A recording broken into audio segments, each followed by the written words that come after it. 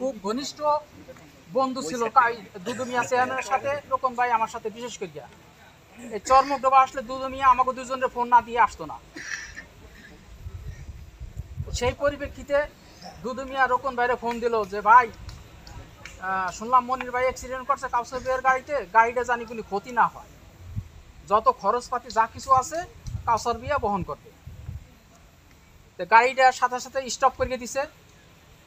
আমরা গাড়িরে আমি বলে দিছি যে গাড়ির কোনো তোমরা ক্ষতি করো না। গাড়ির চতুর সাইড দিয়ে মালিকগ্রাম যখন নিয়ে গেছে রোডের চতুর সাইড দিয়ে গাড়ির লোকজন খালি আমার বলতেছে আপনি কি বলেন। আমি বলছি যে আসতে। আমার তখন জ্ঞান আছে। আমার চাচা সবুর কাকা ছিল, সবুর কাকা আমার জোড়ায় ধরে কাঁদে দিয়েছে, মনির তো মনে হয় বাঁচবে না, মরে যাবে, মরে গেছে। আমার কাকা নুর আহমেদ দা কাকা, সেও আমার জোড়ায় ধরে কাঁদে দিয়েছে যে মনির হয়তো বাঁচবে না। তখন আমার রক্তে তখন প্যান্টটা আমার ইতে গেছে রক্তে, এই রক্ত দেখে তখন সবুর কাকা আমাও করে কাঁদে দিয়েছে আমার জোড়ায় ধরে গিয়া। ঠ্যাং নাই সে জায়গায় বাঁচার কোনো কথা থাকে নাকি? যাক আমার হাসপাতালে নিয়ে গেল। আমার তখন ফরিদপুর নিয়ে গেল। নিয়ে যাওয়ার পর আমার ও পজিটিভ কোনো রক্ত নাই, ফরিদপুর নাই। আমি তখন মৃত্যু অবস্থায়, আমার কাঁপুনি হয়ে উঠে গেছে, আমার রক্ত সব পড়ে গেছে। ডাক্তার দেখে বলল যে আর রক্ত ছিঁড়ে গেছে, আরে আমি এই জায়গায় অপারেশন করার পর আমার অপারেশন থিয়েটার রুমে ঢুকেছি অলরেডি। আমার সাথে মালিকগ্রামের বিভিন্ন ফরিদপুরের বন্ধু বান্ধব ছিল, অনেকেই আসছে। পরে রক্ত গ্রুপ মিলল, আল্লাহরই রহমত, আমার ছোটো ভাইয়ের সাথে রক্তের গ্রুপ মিলল। তাৎক্ষণিক রক্ত আমার দেওয়ার পরে আমি মোটামুটি সুস্থ। ওই জায়গা থেকে রিফার করলো পঙ্গুতে। কিন্তু আমি 25 দিনে 26 দিন হাসপাতালে ছিলাম, সে আমার দেখতেও যায় নাই। গাড়ি কিন্তু ছাড়িয়ে দেওয়া হয়েছে, গাড়ি কিন্তু কিছু বলে না, এবং ড্রাইভারকে একটা নগের টুকা দেওয়াও হয় নাই। শুধু ওই একটা কথায় দুদু মিয়া বলছে যে এটা সে দেখতে চাইছে, গাড়ি ক্ষতি করেন না। আমরা গাড়ি ছেড়ে দিছি। আমি তো হাসপাতালে পরক্ষণে গাড়ি ছাড়িয়ে দেওয়ার পরে পরক্ষণে সে কী করলো, এখন দুদু মিয়ারও চিনে না, আমাকেও চিনে না, কেউ রে চিনে না। কাউসার ভুইয়া সে আমাদের এখন চিনে না। তা আমি এক সময় এই কাউসার ভুইয়ার আমি অনেক দিন খুঁজতেছি আমি পাই না।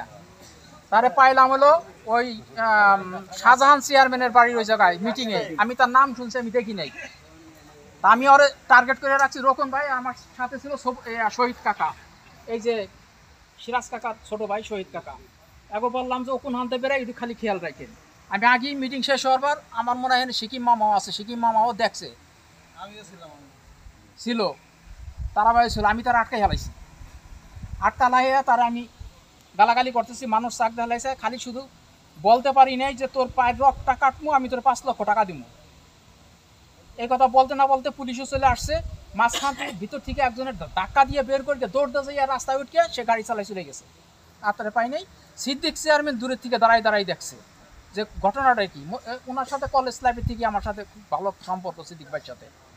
আমার ডাইকে আরও আলগির লোক ছিল, তাকে ডাকলো, ডাইকে বললো যে মনির তোমার কি কি ঘটনা বলো। সে রেকর্ডিং করলো, করার পরে তাকে শুনাইলো যে দেখেন কত জানোয়ার মানুষের টাকা মারিয়া, মানুষের হক না হক মারিয়া আজকে কোটি কোটি টাকা মালিক হয়েছে এই কাউসার ভুইয়া। হ্যাঁ, সুদের ব্যবসা, ওর মানে সব অবৈধ ব্যবসা। আজকে আপনারা কি সেই কাউসার ভুইয়ারে চান না একটা নিরহ ছেলে? আজকে আমাদের এলাকার একটা ছেলে, ভদ্র ছেলে, এবং তার বাবা একজন মুক্তিযোদ্ধা ছিল। তার বাবা 2 বার করে নির্বাচনে 2 বার করে চেয়ারম্যান হয়েছে, কিন্তু সে রাষ্ট্রীয় ক্ষমতার বলে সে চেয়ারম্যান আনতে পারে নাই। আজকে আমরা এই পূর্ব দক্ষিণ মিল্লা আজকে আমরা একজন আছি। যদি সবাই সম্মিলিতভাবে দলবল নির্বিশেষে, এবং আমাদের মনের যে জ্বালা যন্ত্রণা কষ্ট, আমরা এটা পরে হয়তো আমরা দেখব, কিন্তু এই জ্বালা যন্ত্রণাটা আমাদের ভিতরে না রাইখা, আমরা কাঁধে কাঁধ রাইখে, হাতে হাত রাইখা, সব কিছু ভুলে যাই আমরা রিপন ভাই নির্বাচন করব। আপনারা কি রাজি আছেন? আপনার হাত দেখান, কি রাজি আছেন? ইনশাআল্লাহ। আর একটা কথা বলি, যেমন কাউসার ভুইয়ারে নমিনেশন দিছে মৌখিকভাবে, নিক্সন চৌধুরী এমপি সাহেব। ওই যে নিক্সন চৌধুরীর একটা কথা মনে পড়ে বারবার, সে বলে যে আমার চাচা কাজী সাহেবের নৌকাটা ঠিকই দেয়, কিন্তু দোয়াটা কিন্তু আমারে করে দিছে। বুঝছেন আমার কথাটা? আমি কিন্তু সংক্ষেপে এই কথাটা বললাম। আপনারা সবাই সজাগ থাকেন, হুঁশিয়ার থাকেন। আপনারা সবাই ইনশাল্লাহ নির্বাচন করেন, সবাই মিলে ইনশাল্লাহ আমরা বিজয় হব ইনশাল্লাহ। এই বলি আমি আমার সংক্ষিপ্ত বক্তব্য শেষ করছি। খোদা হাফেজ।